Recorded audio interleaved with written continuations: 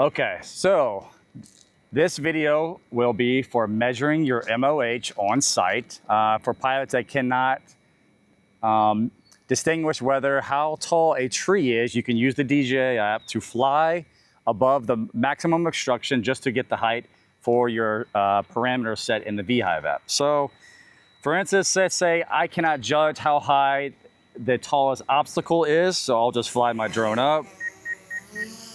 And just looking at 0 degrees, just take a measurement. So it looks like I'm about 60 feet. So looking around the tower, I can say all sides are clear. I do have one side of the tower that just has a obstruction at 60 feet. So I know to measure, that is going to be my maximum MOH. Also, if you need to measure where the antennas are located on the tower, so say I have a 300-foot tower, and the antennas are located in the middle of a tower, you can still use the DJI just to fly at the height just to obtain that measurement. So for here, no need to measure. I know this is a 250-foot tower. The antennas are at 250 feet. So that'll be an easy parameter set in the VHive app. So let's go ahead and just land the drone. I received all my height requirements, and then we'll just go ahead and switch to the VHive app and enter these parameters. Now, once we have our height requirements on the tower, we'll just go through the settings as normal, using my N-Trip, selecting the correct asset.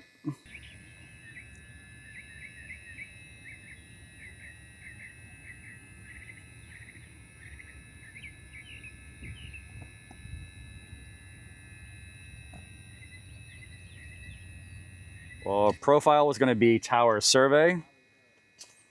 As we know, this is a self-support structure, so I'll just verify. Self-support is the type. My height is 250 feet. If required, I'll locate the tower on my map.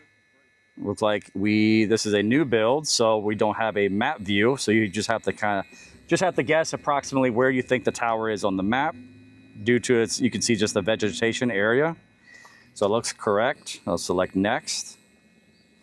Here's where we measured in the DJI app with our maximum obstruction height. So we'll select 60 feet. Now, in addition to the 60 feet that we add, VHive always has an additional 10 meters added to the maximum height. So you'll get an additional 30 feet. So this maximum height will be 90 feet or 30 feet above a 60-foot obstruction, flying at a minimum height of 90 feet. So select next. Area of interest, we measured at the top of the tower, so we know 15 feet from the top to the bottom will cover or capture the area of interest where the antennas are located. Set base width. Now, this will only be for self-support towers or any structure that is wide at the bottom. So with a self-support structure, we know the top of the tower has a smaller area of interest than the base, which has a wider. So for instance, for this one, defaults to 13. So you can measure it by walking or just gauging the best measurement as possible. So for this one, this is a 250-foot tower. So we'll have this one about 18 to 20 feet. So we'll select next. Now, for instance, we do have a monopole. This is just an area of interest. We are just going to measure down to 3 feet, just like you would a guide tower. That would be the only difference between the two captures, is just widening the base of the self-support versus a monopole where no width is required. We'll select next. RTK is being flown.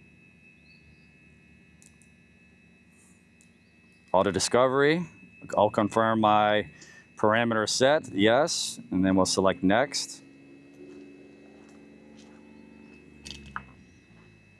Select the blue dot, swipe right for taking off, and then it'll begin its mission by ascending to the top of the tower and performing a auto discovery.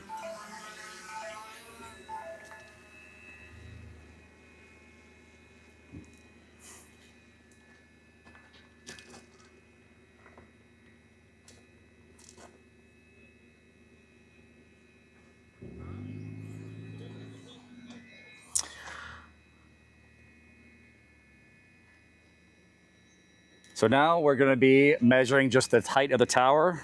First sequence is always to tap the top of the tower or where the top of the antennas are located.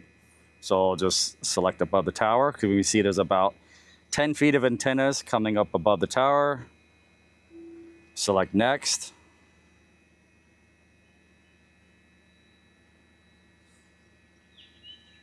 Now do remember that there is a 10-meter rule added to everything that you set in the app. So I do notice I'm just below the antennas themselves. So I'll just readjust, select at a higher altitude, select next.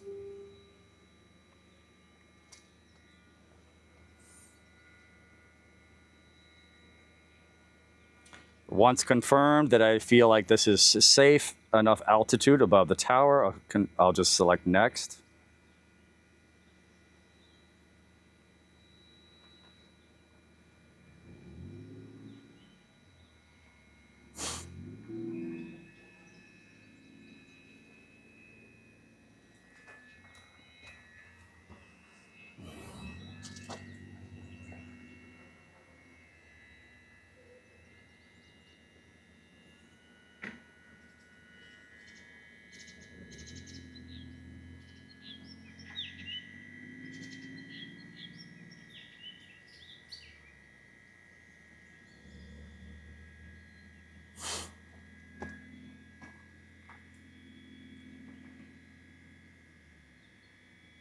Next, we'll select the center of the tower.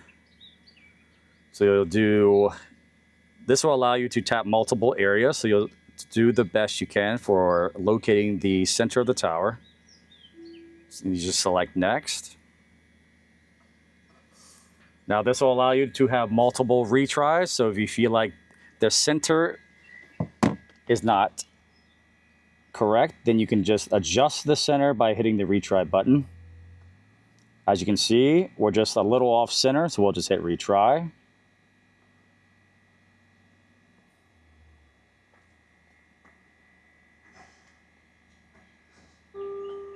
And I'll just keep repeating the process until I feel like the center of the tower is correct.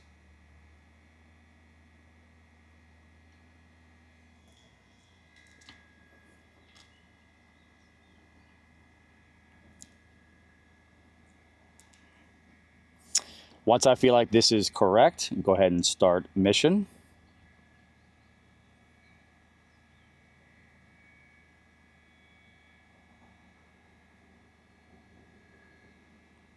I'll verify once again all my inputs are correct, which they are. We'll confirm the heights and select next. And then allow the mission to complete.